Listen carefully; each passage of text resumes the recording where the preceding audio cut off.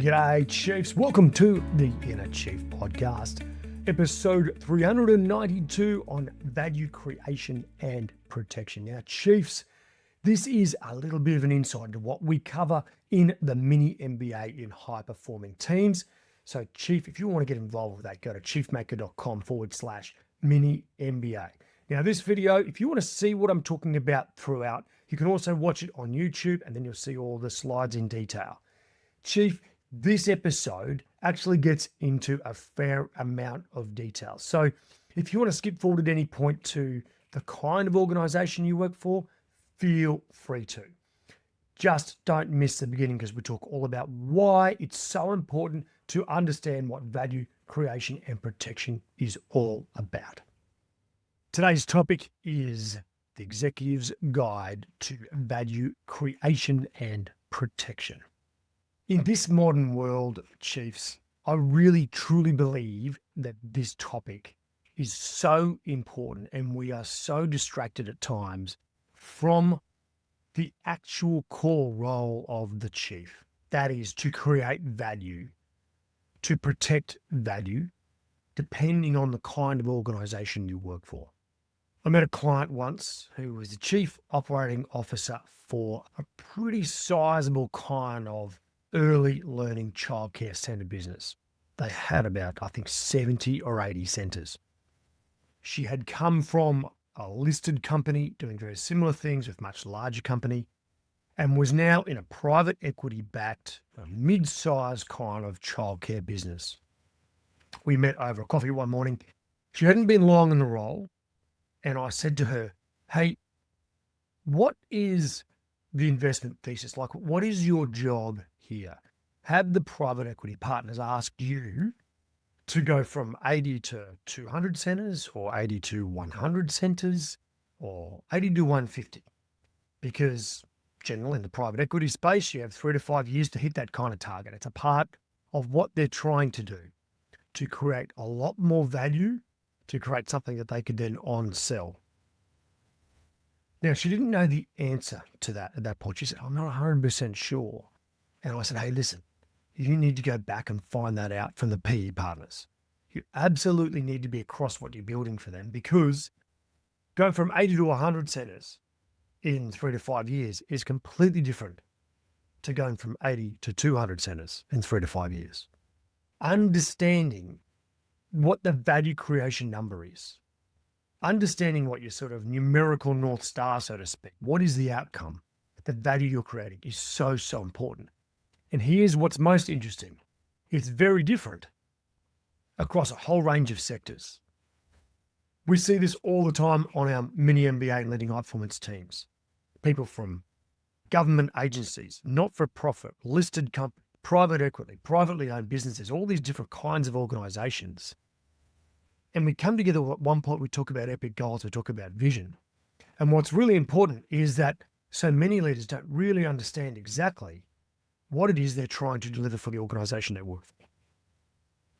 Now, value is not always profit.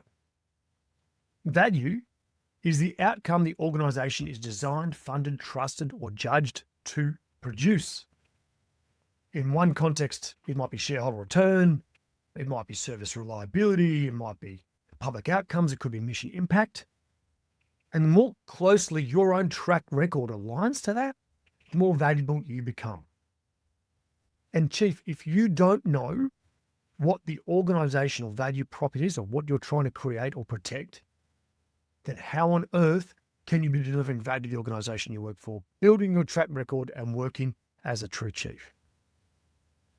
So in this video, this module, we're going to be talking about exactly how to work that out. Okay? This makes you someone who has a track record aligned to the board, the shareholders, the stakeholders, the owners of the organization. In general, there's a range of common value domains, right? Financial, things like profitability, cash, returns, funding strength. Then strategic, so future earning power, market position, advantage, mission reach. Then there's operational value, reliability, quality, productivity, safety, process maturity. Then there's things like the customer value, things like trust, satisfaction, retention, outcomes for customers, right? Then there's people value domains, capability, culture, engagement scores, succession, productivity. There's risk and governance value, so compliance, audit strength, disclosure, ethics, resilience. And lastly, there's purpose and impact, social license to operate, community outcomes, public value. So I'll go through this at a high level just one more time. Financial, strategic, operational, customer, people, risk and governance, purpose and impact. These are ways you can add value or protect value in an organization. Okay? To clarify the difference between value creation and value protection. Value creation is work that produces new growth, right? This is the creation side. So any new growth in market share or sales or impact in increase in impact, new capability, new customer outcomes, a new strategic advantage, service improvement, new assets. Assets might be infrastructure. So if you're working for a water company, it might be infrastructure, anything like that, new assets, right? All that creates value for the organization you work for, as opposed to value protection. And this might be the trust and reputation of the organization of the brand, financial strength and stability, governance and risk control, continuity and resilience, and your assets are maintained and protected and resilient. So the highest value leaders create value and protect value. They grow the company and they create something that's solid and sustainable and will be there for a long time. That's a great chief. I've definitely seen chiefs that grow too fast and don't look after the asset that they've got, and then they end up dipping afterwards, or the next people they pass on to have to pay for the sins of the people prior. And I've seen organizations spend all their time on protecting, but they don't grow, and something goes wrong as a result. Competitor comes along, or their stakeholders eventually get tired. So the best leaders do both. They create measurable value while protecting the conditions that let the organization keep operating and growing. That is our job, Chief. Create and protect. Now, what's interesting, Chief, is you've got to read the room and understand how value is determined or what value drivers are most important for the organization you work for. So this will be different based on different environments. So for example, a leader moving from a private equity-backed business to a publicly listed enterprise must shift from an investment thesis, what we spoke about at the beginning, to an exit value lens into one that's focused on market confidence, disclosure discipline, enterprise governance. Two different kinds of value that they deliver. So what we're going to go through now, Chief, is we're going to identify the scoreboard, shape your priorities, and build the track record. Okay? Let's talk about these value models and how it's different based on different organizations. I'm going to walk through now over the next sort of 5-10 minutes the difference between publicly listed corporates, privately held business, private equity owned business, utility government owned, a government department, and a not-for-profit. Okay, we're going to go through each of those in their own right. So what is value creation and protection like in a publicly listed corporate? This is really important. I do a lot of executive retreats, takeaway boards, shareholders, executive teams, etc. And in those workshops, I always ask the head of investor relations to come and talk to all the executive in particular about what the market is saying about the business and them as a team. So much of the sentiment around a stock price is, does the market actually trust that leadership team, the people within it? So value is judged by the ability to produce reliable performance while sustaining market confidence in the future. Here's a really interesting part of working in the listed space. It's all about trust. If you miss the guidance or the budget or the forecast you've given to the market, if you miss it below, you lose trust. here's another thing. If you miss it above, you lose trust. It makes the market think you don't know your business. So the primary value drivers are earnings quality and predictability, investor confidence and credible guidance. You say something, you deliver it. And this is what makes working in a publicly listed corporate really quite unique. There's so much attention on everything you say, and they take your word for it.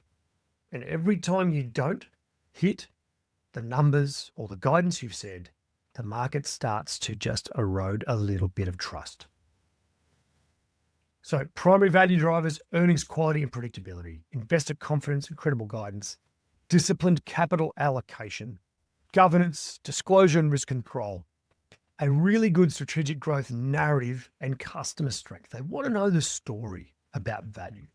Who judges value? Board, CEO, ELT, shareholders, institutional investors and analysts, customers and regulators, right? Your track record of evidence is going to be things like earnings per share, EBITDA, net profit after tax, market cap, guidance achieved, etc.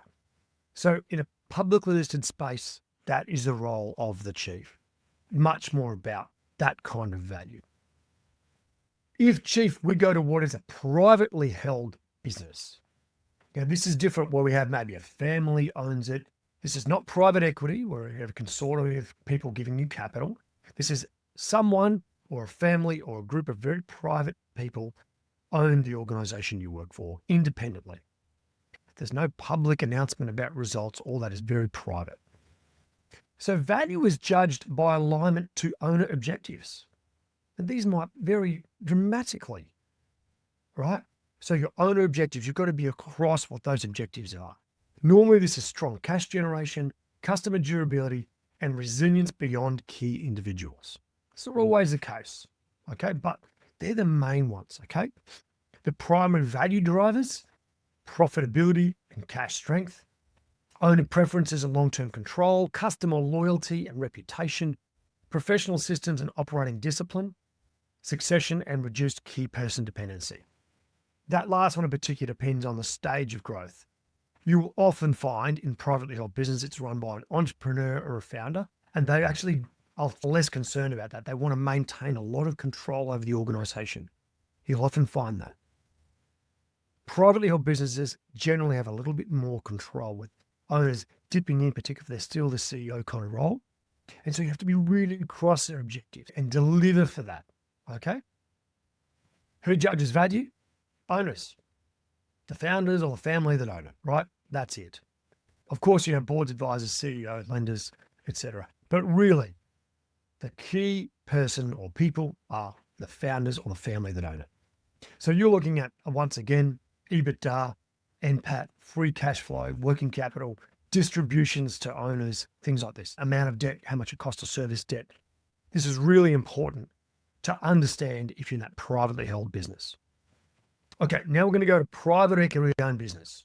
If you own or you work for a PE owned business, right? Value is judged by the pace and quality of progress against the investment thesis, right? And the ability to create a cleaner, stronger exit story. So private equity comes in, they buy a business, they have 3 to 5 years. In that 3 to 5 years, they are going to have a set of key metrics, things that will increase the overall valuation of the organization. During that 3 to 5 years, they might not care at all about cash flow in the first couple of years. They might be thinking, we're just going to reinvest everything back in because size matters, or we're going to bolt on and add more and more organizations to this business. You have to know the investment thesis. You have to know exactly where they want to be in 3 to 5 so that you can align everything you do to that. The primary value drivers are EBITDA growth and margin expansion. That might be one.